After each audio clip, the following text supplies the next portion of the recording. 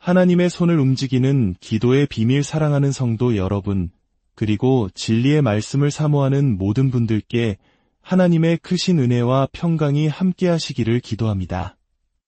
오늘 우리가 함께 나눌 말씀의 여정을 시작하기에 앞서 잠시 여러분의 손길을 구하고자 합니다. 이 말씀이 여러분의 마음에 울림을 준다면 좋아요와 구독을 통해 이 은혜를 더 많은 이들과 함께 나누는 선한 일에 동참해 주십시오. 여러분의 작은 클릭 하나가 어둠 속에서 빛을 찾는 또 다른 영혼에게 복음의 통로가 될 수 있습니다. 이 귀한 사역에 함께 하시는 모든 분들의 삶 위에 하나님의 축복이 가득하기를 소망합니다. 오늘 우리는 하나님의 말씀 속에서 매우 중요하고 강력한 비밀 한 가지를 함께 탐구하고자 합니다. 바로 마지막 때에 약속된 영적 대부흥의 열쇠, 중보기도의 능력에 관한 이야기입니다. 우리는 먼저 호세아 6장 말씀을 살펴보겠습니다. 호세아 6장 2절과 3절입니다. 여호와께서 이틀 후에 우리를 살리시며 셋째 날에 우리를 일으키시리니 우리가 그의 앞에서 살리라. 그러므로 우리가 여호와를 알자. 힘써 여호와를 알자. 그의 나타나심은 새벽빛같이 어김없나니 비와 같이 땅을 적시는 늦은 비와 같이 우리에게 임하시리라. 여기서 선지자는 하나님의 부흥이 마치 비와 같이, 특히 이른 비와 늦은 비와 같이 임할 것이라고 예언합니다. 고대 이스라엘 농경사회에서 이른 비는 파종기에, 늦은 비는 추수 직전에 내리는 결정적인 비였습니다. 이 둘이 함께 쏟아진다는 것은 상상할 수 없는 풍성한 수확, 즉 영적인 대추수를 의미합니다. 요엘서 2장 23절 역시 동일한 약속을 선포합니다. 시온의 자녀들아, 너희는 너희 하나님 여호와로 말미암아 기뻐하며 즐거워할지어다. 그가 너희를 위하여 비를 내리시되 이른 비를 너희에게 적당하게 주시리니 이른 비와 늦은 비가 예전과 같을 것이라. 성경은 반복해서 마지막 때에 있을 성령의 강력한 부어주심, 즉 영적인 홍수와도 같은 대부흥을 약속하고 있습니다. 역사를 돌아보면 오순절 성령 강림 사건부터 시작하여 예수님의 사역, 20세기 초 아주사거리의 대부흥, 그리고 2차 세계대전 이후 윌리엄 브레넘, 오랄 로버츠, 케네스 해긴과 같은 수많은 믿음의 거장들을 통해 나타났던 강력한 치유와 부흥의 역사들이 있었습니다. 이것이 바로 하나님께서 당신의 영을 모든 육체에 부어주시는 특별한 움직임의 증거들입니다. 그런데 우리는 여기서 한 가지 중요한 질문을 던져야 합니다. 이러한 놀라운 부흥은 그저 하나님의 주권적인 시간표에 따라 저절로 일어나는 것일까요? 물론 하나님의 절대적인 주권 안에서 일어나는 일들이 있습니다. 시대의 흐름을 바꾸는 거대한 섭리처럼 말이죠. 하지만 성경이 우리에게 가르쳐주는 더 일반적인 원리는 따로 있습니다. 그것은 바로 하나님의 백성, 즉 교회의 기도입니다. 하나님께서는 당신의 백성이 악한 길에서 떠나 스스로 낮추고 기도하여 그의 얼굴을 찾을 때 하늘에서 듣고 그들의 땅을 고치시겠다고 약속하셨습니다. 왜 그의 얼굴을 찾으라고 하셨을까요? 하나님의 얼굴에 그의 영광이 있기 때문입니다. 그리고 부흥은 바로 그 하나님의 영광이 나타나는 현상입니다. 부흥은 하나님 자신을 위한 것이 아닙니다. 하나님은 피곤하거나 쇠약해지지 않으시기에 부흥이 필요 없으십니다. 부흥은 오직 한 가지 목적, 바로 인류의 필요를 채우기 위해 존재합니다. 의심과 불신, 어둠 속에서 고통받는 영혼들을 구원하고 상처받은 이들을 치유하며 절망에 빠진 이들에게 소망을 주기 위함입니다. 그리고 이 모든 필요를 채우는 근원은 바로 하나님의 영광, 즉 성령님의 나타나심입니다. 따라서 이 땅에서 일어나는 모든 영적인 일들은 반드시 영적인 출산의 과정을 거쳐야 합니다. 그리고 그 출산의 고통을 감당하는 것이 바로 교회의 중보기도입니다. 어떤 이들은 몇 시간 동안 간절히 기도하다가 이내 식어버리기도 합니다. 하지만 성경이 말하는 중보기도는 그런 일시적인 기도가 아닙니다. 그것은 삶의 방식이 되는 기도입니다. 하나님의 마음이 내 마음 깊은 곳에 들어와 하나가 되어 어떤 문제에 대한 응답을 받을 때까지, 그 상황을 묻고 있는 어둠의 권세가 완전히 깨어질 때까지 결코 포기하지 않는 끈질긴 기도입니다. 그것이 하루가 걸리든 한 달, 1년, 아니 평생이 걸린다 할지라도 말입니다. 평생에 걸친 기도, 그것이 가능할까요? 신약 성경에 등장하는 시므온이라는 인물을 보십시오. 그는 선지자나 제사장 같은 공식적인 직분을 가진 사람이 아니었습니다. 그는 그저 평생을 메시아, 즉 인류의 구원자를 기다리며 기도해온 한 명의 이름 없는 중보기도자였습니다. 하나님은 그에게 구원자를 눈으로 직접 보기 전에는 죽지 않으리라고 약속하셨습니다. 어느 날 성령의 이끄심으로 성전에 들어간 시므온은 마리아의 품에 안긴 아기 예수를 발견합니다. 다른 사람들은 그저 평범한 아기라고 생각했을지 모르지만 평생을 기도로 단련된 시므온의 영적인 눈은 그 아기가 바로 자신이 평생 기다려온 구원자임을 단번에 알아보았습니다. 그는 아기를 품에 안고 이렇게 고백합니다. 주여, 이제는 말씀하신 대로 종을 평안히 놓아주시는도다.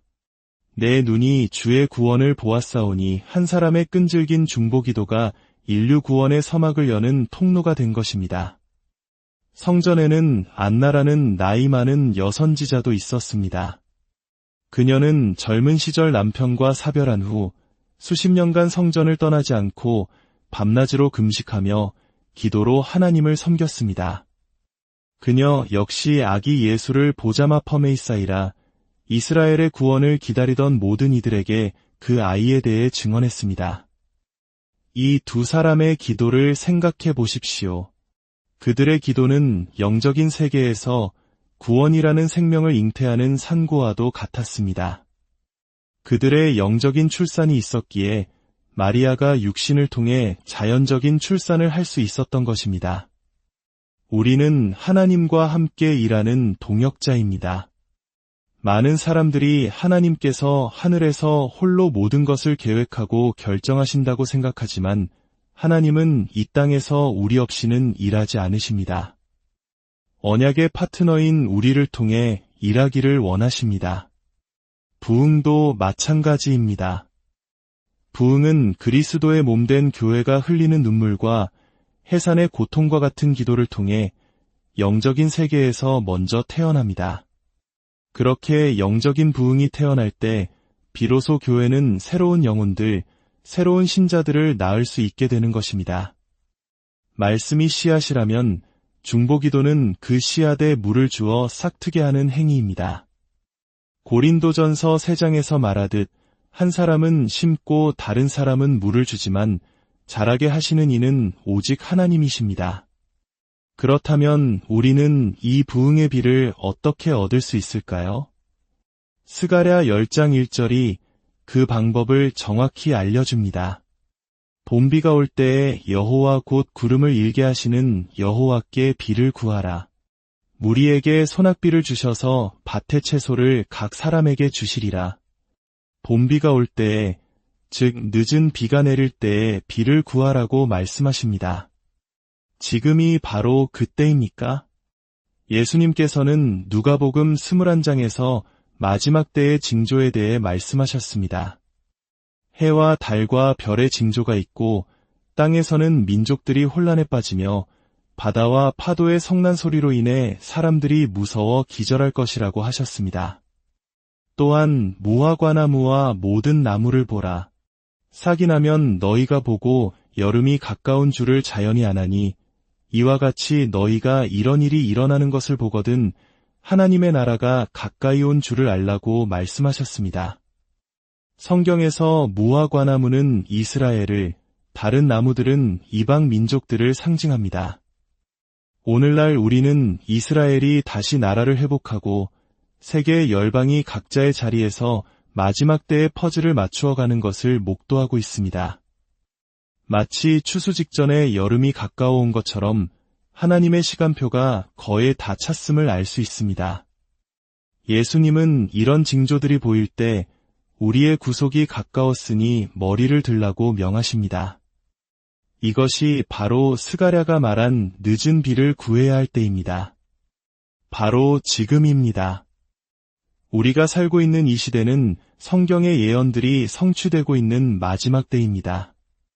하나님은 지금 교회를 향해 그리스도의 몸을 향해 이 마지막 대부흥의 비를 간구하라고 촉구하고 계십니다. 이 기도는 믿음으로 드려져야 합니다. 죄를 회개하고 거룩함을 추구하며 드리는 기도여야 합니다. 그리고 우리는 반드시 믿음으로 기도할 의무가 있습니다. 그러나 중보기도자의 믿음은 조금 다른 특성을 가집니다.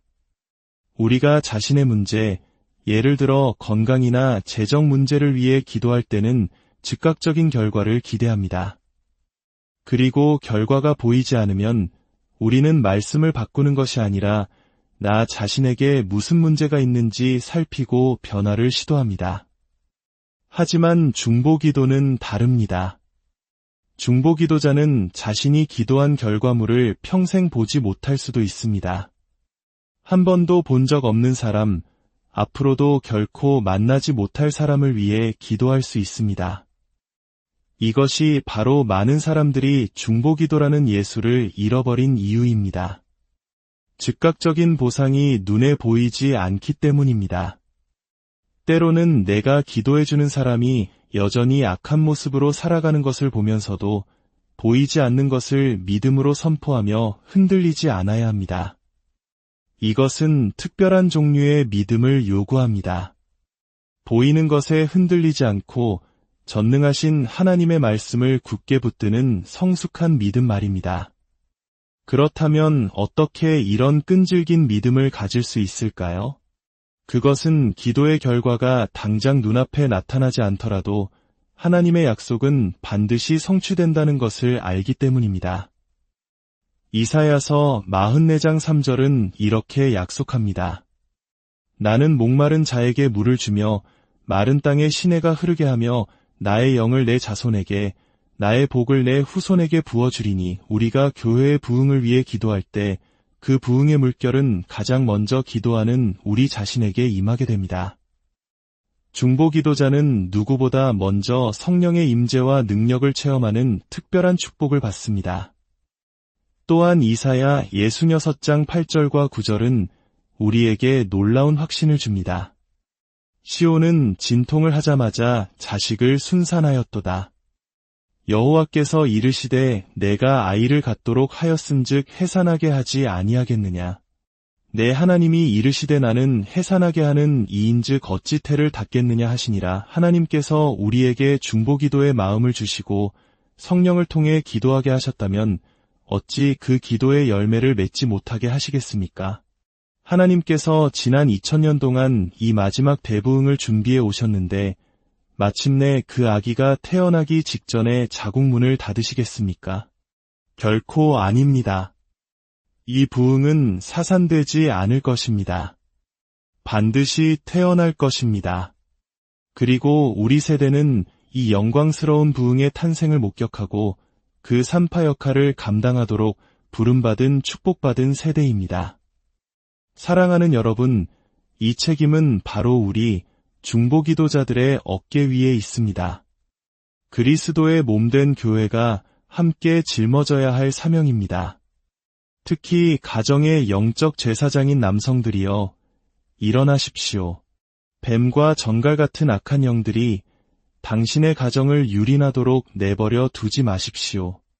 하루 24시간 중 10분의 1, 즉 약 2시간 반을 하나님께 드리는 시간을 구별해 보십시오. 휴가를 내어서라도 골방에 들어가 당신 가정의 선지자로서, 제사장으로서 하나님의 얼굴을 구하십시오. 당신이 엎드려 기도할 때 당신은 아버지로서 가장 위대하게 서 있는 것입니다. 사탄은 우리의 자녀들을 노리고 우리의 가정을 파괴하려 합니다. 그러나 우리가 이사야 신하옵장의 말씀처럼 위에 흉배와 구원의 투구를 쓰고 즉 하나님의 전신갑주를 입고 중보기도의 자리에 설 때 대적이 홍수같이 밀려올 때에 여호와의 기운이 그를 몰아내시리로다 라고 약속하신 말씀이 성취될 것입니다. 우리의 중보기도는 하나님의 능력의 홍수를 일으키는 방아쇠가 됩니다. 저는 제 아들들을 위해 친구들과 함께 마음을 합하여 기도했던 어느 오후를 잊을 수 없습니다. 그날 우리는 하나님의 마음에 가 닿는 기도를 드렸고 저는 제 아들이 평생 하나님을 섬길 것이라는 흔들리지 않는 확신을 얻었습니다. 그리고 하나님께서 우리 아들들의 삶 가운데 어떻게 일하시는지 목도해 왔습니다. 이것이 바로 중보기도자의 믿음입니다. 내가 포기하지 않고 기도하면 반드시 응답이 올 것이라는 확신. 그 확신이 우리를 다시 기도의 자리로 이끌어갑니다. 피곤해서 눕고 싶을 때, 세상의 즐거움이 유혹할 때, 바로 그 믿음이 우리를 다시 무릎 꿇게 하는 것입니다. 이제 말씀을 맺겠습니다. 하나님께서는 지금 당신을 부르고 계십니다. 당신의 가정과 교회, 이 나라와 민족, 그리고 열방을 위한 중보기도의 자리로 당신을 초대하고 계십니다. 어떤 분들은 특별히 중보기도의 사역으로 부름받았음을 깊이 느끼실 것입니다. 하나님 아버지, 이 시간 예수님의 이름으로 기도합니다. 우리 각 사람에게 기도의 삶에 대한 특별한 계시를 부어주시옵소서. 우리가 알지 못했던 기도의 깊이와 비밀을 깨닫게 하여 주시옵소서. 우리의 육신에 초자연적인 인내력을 더하여 주사 지치지 않고 더 오래 기도할 수 있는 능력을 주시옵소서. 방해물에 넘어지지 않고 오직 주님만 바라보며 기도의 경주를 완주하게 하옵소서. 이 자리에 또한 이 말씀을 듣는 모든 곳에 하나님의 특별한 부르심이 있는 줄 믿습니다. 열방을 위해 기도하도록 부름받은 자들에게 그 사명에 대한 깊은 통찰력을 주시고 그 삶을 감당할 수 있는 기름 부으심을 허락하여 주시옵소서. 우리는 함께 이 시대의 부흥을 위해 중보합니다. 치유가 필요한 모든 영혼들이 온전케 되기를, 거듭나고 성령으로 충만케 되기를 살아계신 하나님을 구원자여, 치유자여, 삶의 주인으로 만나게 되기를 예수님의 이름으로 선포하며 기도합니다.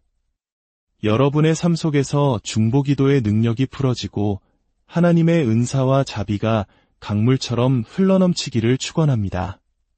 하나님의 영광이 마른 땅에 내리는 이슬처럼 임하고 점점 더 짙어져 구름처럼 우리를 덮고 마침내 온 땅을 뒤덮는 불길처럼 번져나갈 것을 믿음으로 선포합니다.